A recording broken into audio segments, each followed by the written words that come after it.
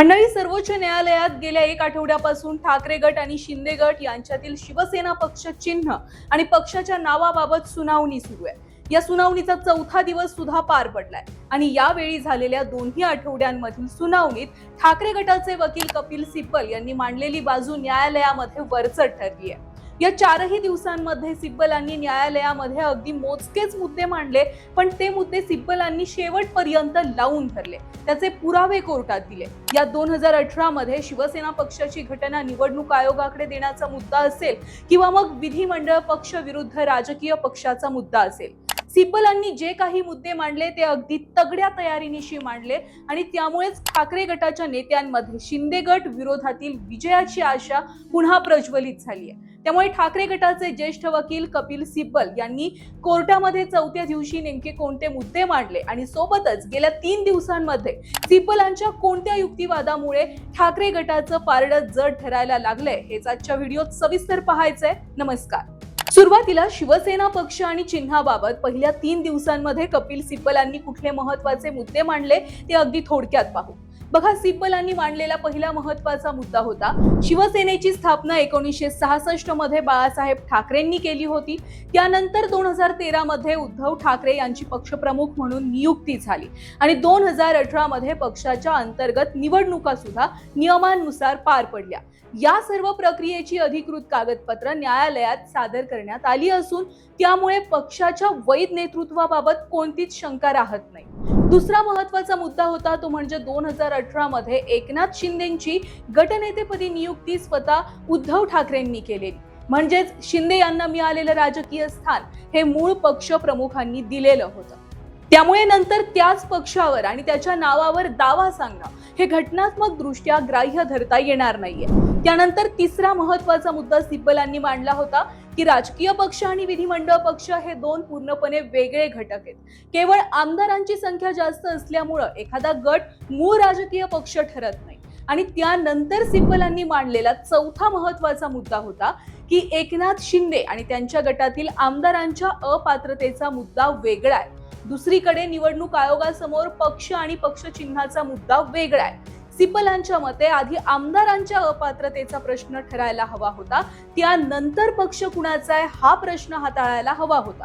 कारण जर शिंदे गटातील आमदार अपात्र ठरले तर त्यांचं संख्याबळ बदलू शकतं आणि जर संख्याबळ बदललं तर निवडणूक आयोगासमोर पक्षावर दावा करणाऱ्या गटाचं बहुमत सुद्धा बदलू शकतं. आता बघा, सिब्बलांनी हे महत्त्वाचे मुद्दे पहिल्या 3 दिवसांमध्ये मांडलेले होते. आता एका बाजूने सिब्बलांनी हे मुद्दे मांडल्यावर दुसऱ्या बाजूला निवडणूक आयोगानं सुद्धा त्यांची बाजू मांडताना सिब्बलांच्या काही मुद्द्यांवर बोट ठेवलेलं. त्यातला सर्वात महत्त्वाचा मुद्दा ठरला होता तो म्हणजे 2018 मध्ये शिवसेनेची घटना आणि झालेल्या नियुक्त्यांचं पत्र हे निवडणूक आयोगाला मिळालं नाहीये असं निवडणूक आयोगानं सांगितलं. आता निवडणूक आयोगाच्या याच मुद्द्यावर कपिल सिब्बलांनी चौथ्या दिवशी पुराव्यांसकट निवडणूक आयोगाला कात्रीत पकडलाय.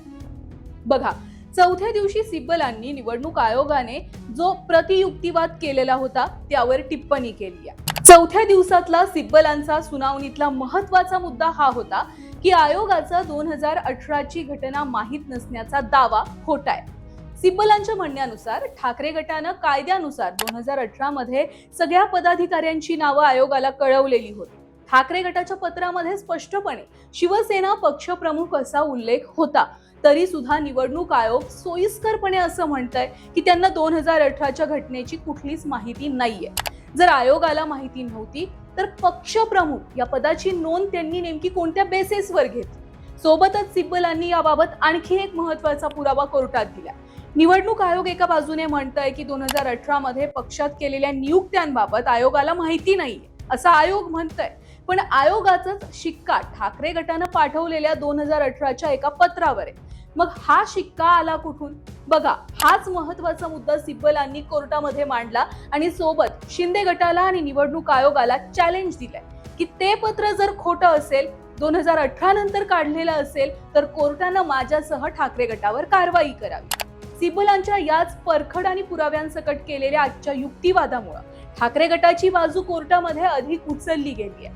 थोडक्यात चौथ्या दिवशीच्या सुनावणीत सिब्बलांनी निवडणूक आयोग आणि शिंदे गटाच्या वकिलांनी केलेले सगळे खोटे आरोप आणि प्रतियुक्तिवाद यावर पुराव्यानिशी उत्तरं दिली आहेत आणि त्यामुळेच ही सुनावणी सिब्बलांनी शेवटामध्ये वन साइडेड केली आहे असं बोललं जात आहे.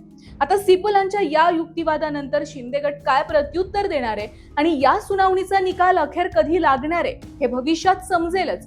तुम्हाला काय वाटतंय? शिवसेना पक्ष चिन्ह आणि नाव ठाकरे गटाला मिळालं पाहिजे की शिंदेकडेच राहिलं पाहिजे? तुमचं मत कमेंट बॉक्स मध्ये नक्की सांगा.